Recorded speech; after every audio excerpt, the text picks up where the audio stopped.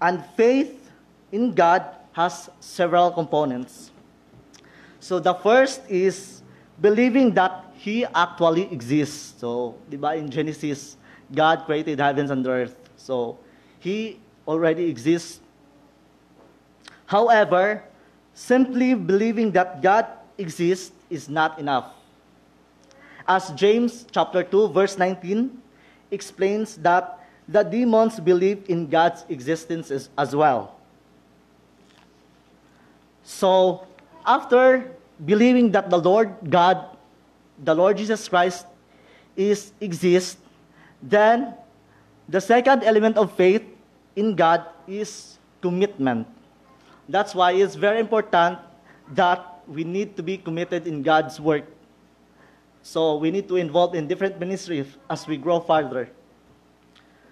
So faith that does not result in action is a dead faith, not a true faith in James chapter 2, verse 26. So we must accept Him as He has revealed Himself in Scripture. We are not allowed to accept the attributes of God. We prefer and reject the ones we don't. If we do not accept God as He is, then we are putting our faith in a false God of our own making. So it talks about how we evaluate our faith. Is it on our own glory, or we focus our faith through believing and accepting the Lord Jesus Christ, our Savior? While endurance is the power of giving on in spite of difficulties, it means getting through the trial without compromising or wavering. So in James chapter 1, verses 2 to 4, James talks about God giving us strength through a trial when we let our endurance grow and be tested. Endurance is the key for James. So our ability to lean on God for strength through the trials of life. You cannot endure a trial unless you go to God and ask for wisdom and ask in faith. So in James chapter 1, verses 6 to 8, the Word of God tells us that when you ask Him, be sure that your faith is in God alone. Do not waver, for a person with divided loyalty is as unsettled as a wave of the sea that is blown and tossed by the wind. Such people should not expect to receive anything from the Lord. So here, we can see that James is very blunt in saying, if you come to God asking for wisdom, and you do so without faith or with a divided loyalty, you'll end up with nothing. And not only that, but we also rejoice in our afflictions, because we know that afflictions produces endurance. Endurance produces proven character, and proven character produces hope. This hope does not disappoint, because God's love has been poured out in our hearts through the Holy Spirit who was given to us in Romans chapter 5, verses 3 to 5. So the writer of Hebrews, or Paul, also knew that perseverance was mandatory in the pursuit of character. For you need endurance so that after you have done God's will, you may receive what was promised in Hebrews chapter 10, verse 36. So now I will share to you 4 A's that will help us maintain our faith and endurance. So first, accept the unchangeable. It's really hard to accept, right? It's really hard to accept if it has already been done.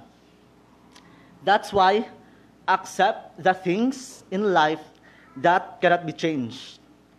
Let's face it, some events and circumstances are inevitable.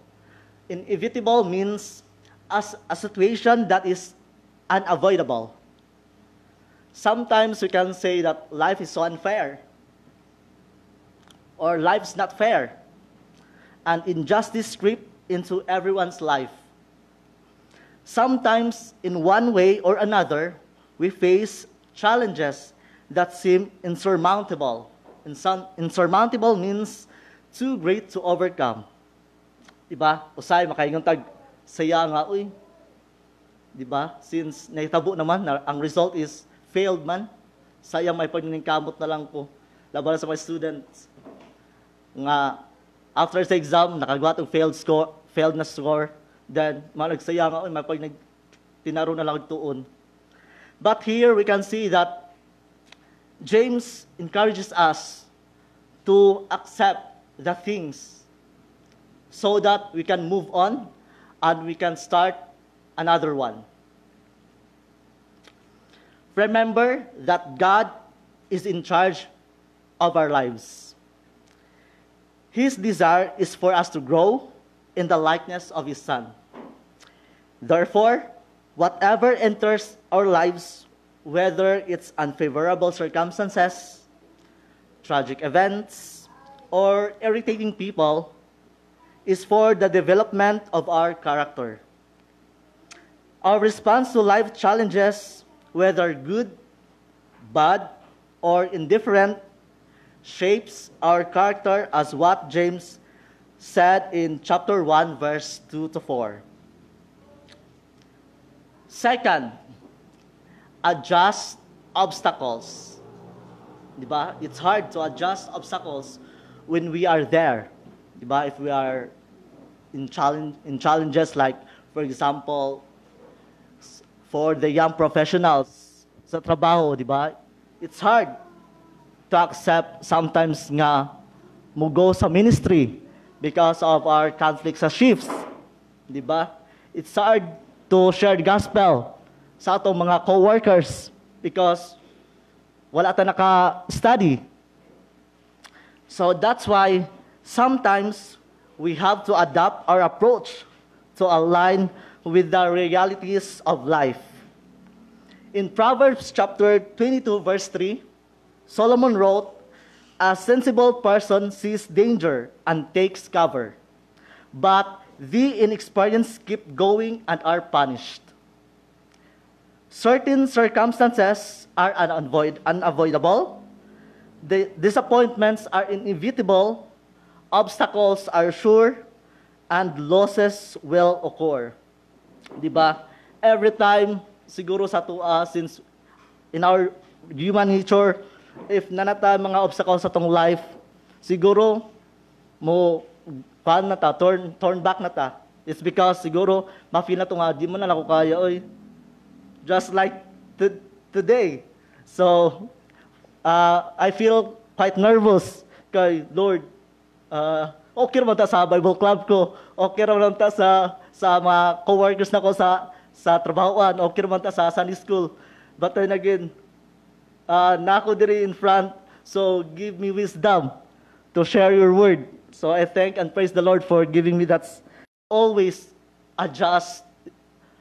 But then, you are surely go into loneliness and maybe distract your relationship with God. A person with perseverance acknowledges the hurdles and makes adjustments. When we adjust to life's unexpected turns, God reveals some of His marvelous work of the beaten path. Instead of viewing adjustment as failure, consider it as an education. Hold on and see what God has in store for you around the next bend in the road. So that's why it is very important to stay connected in God. To keep in touch in God. Because every time we are fully committed in God, there are lots of temptations, there are lots of distractions in our surroundings. That's why we need to always pray to the Lord and ask for guidance in everything we do.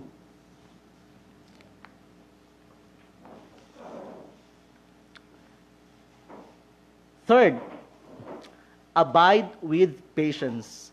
So it is very critical for us Christians if we abide without patience. Why? Because if we abide without patience, then we only follow ourselves and we make dali ra masuko.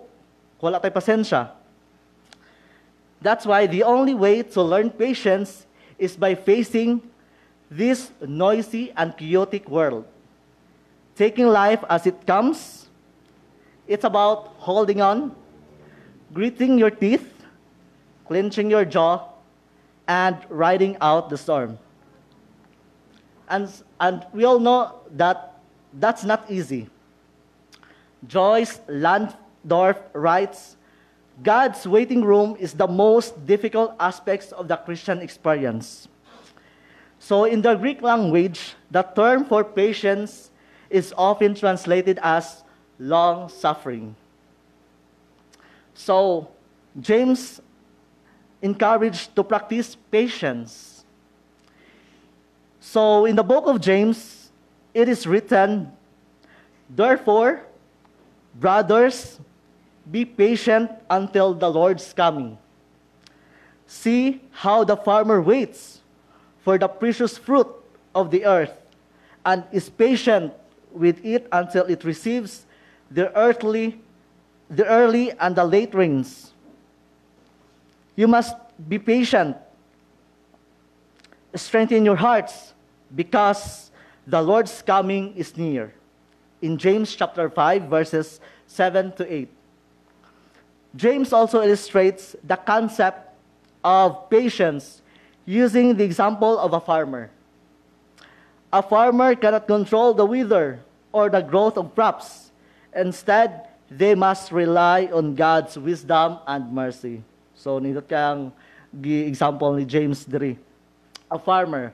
So, from my surname Magdara, so farmer. So, before, in my experience, since nagdako man jud ko nga akong mama papa kay na-focus sa jud sa pag-farm. So, naka-try ko tanom og humay, mais, magkuan mig lubi, tapok sa lubi, then among ibaligya. So, dili day sa yun ang kana nga kuan, nga butang tog business kay magulat raman tag ulan, wala may water irrigation dito sa mga dapit. So that's why we're very thankful sa Ginoo nga every twice a year harvest me sa gihatag sa Ginoo sa mua.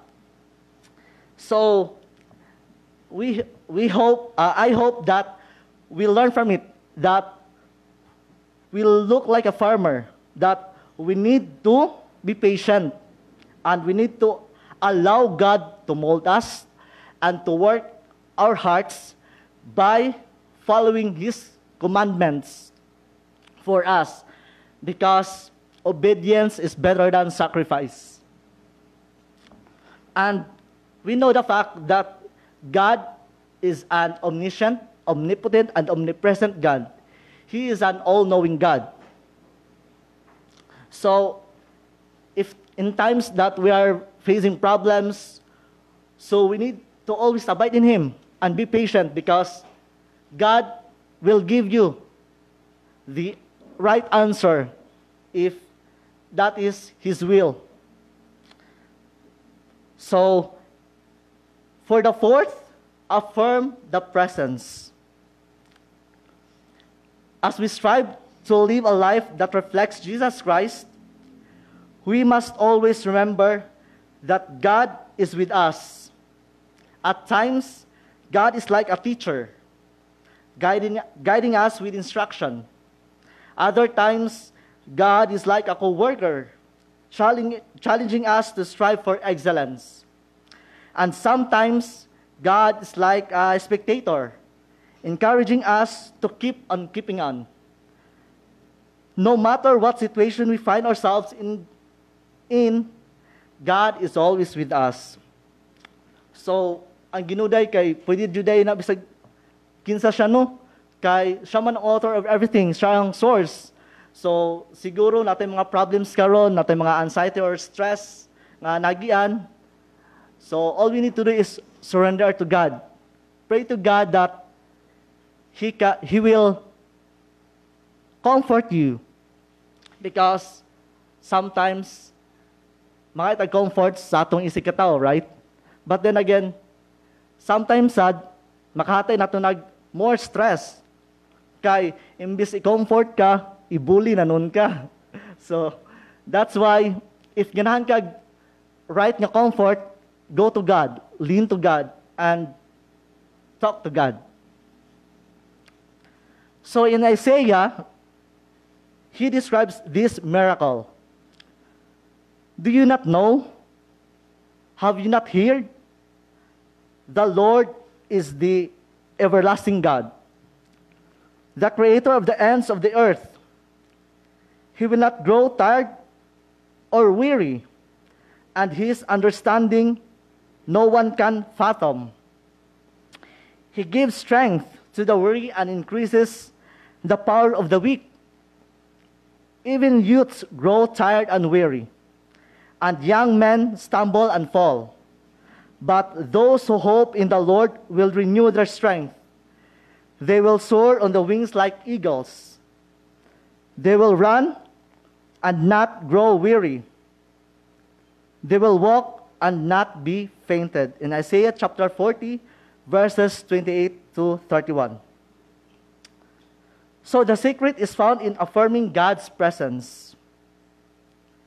While the world tells us to give up, drop out, and run away, but God says to just trust me, lean on me, and fall into my arms. God is with you, or God is with us, to support and sustain us, to give a hope, courage, and strength to continue. In Jeremiah chapter 29:11. And he has promised that my presence will go with you, and I will give you the rest. In Exodus chapter 33, verse 14. So remember that God doesn't call the equipped. He equips the called. And he'll always be there to love and guide you to great things. So endurance prevails. Blessed is the man who endures trials, because when he passes the test, he will receive the crown of life that he has promised to those who love him. In James chapter 1, verse 12. Remember, you are not a failure until you give up. You are not defeated until you let go. So, siguro, there are times nga, if ma-fail na ta, murag, i-talk na to ang self nga, I am so failure. So, I am nothing. Kaya nakahimo ka ng failure. But it is very clear in the Word of God that you are not a failure until you give up. And then, you are not defeated until you let go. So, what we're going to do? So don't quit. Never give up. Keep on going. Hold on. God's rewards awaits us in the distant future, not near the beginning, and we do not know how many steps it will take to reach the prize. Because as believer and in the Lord Jesus Christ, the way is very shallow. That's why we need to stand firm and be vigilant always. No breaks or times out exist. We must work every day of our life. It has been said, life is like reading a book. It begins to make sense when we near the end. Endurance maintains the stamina.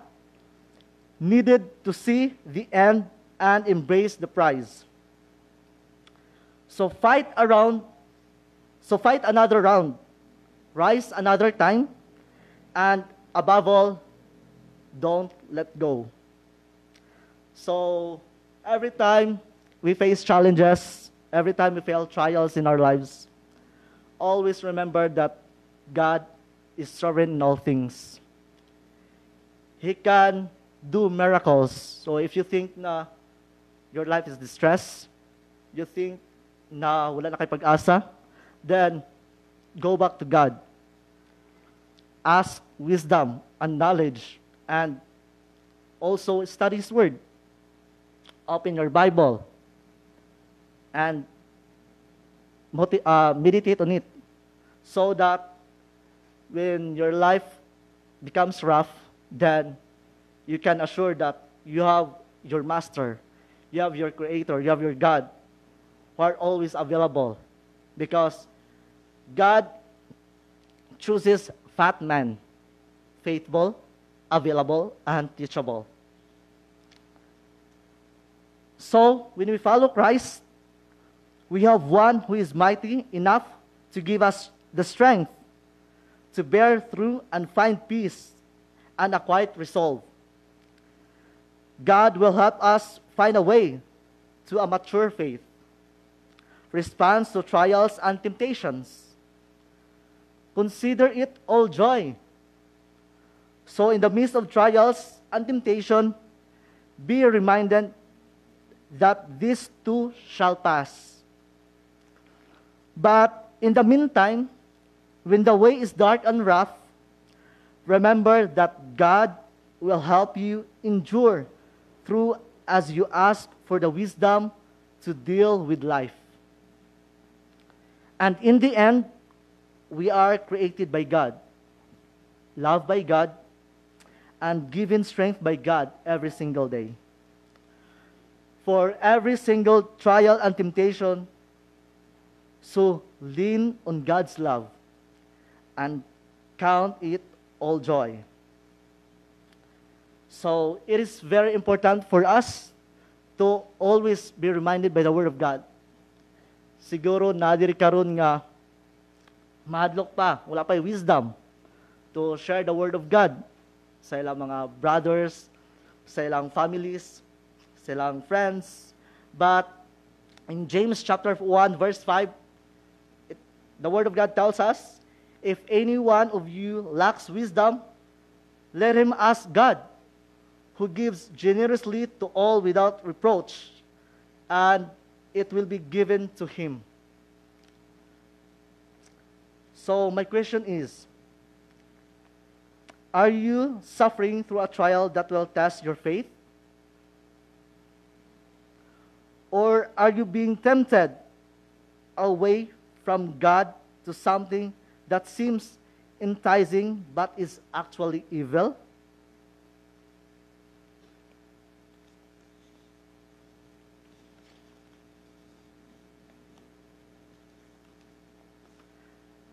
Then God blesses those who patiently endure in testing and temptation. Both are found in the Lord's Prayer. Lead us not into temptation, but deliver us from evil. So for our practical application, we see in the book of James that he challenged the faithful followers of Jesus Christ to not just talk the talk, but also to walk the walk. So that's the end of my sharing the gospel. Let us pray. Our loving Heavenly Father, we thank you for your word and for reminding us to keep the faith and be patient at all times. We are very grateful, Father God, for the truths and promises contained in these verses. May your word give us strength, hope, and the assurance of your unfailing love.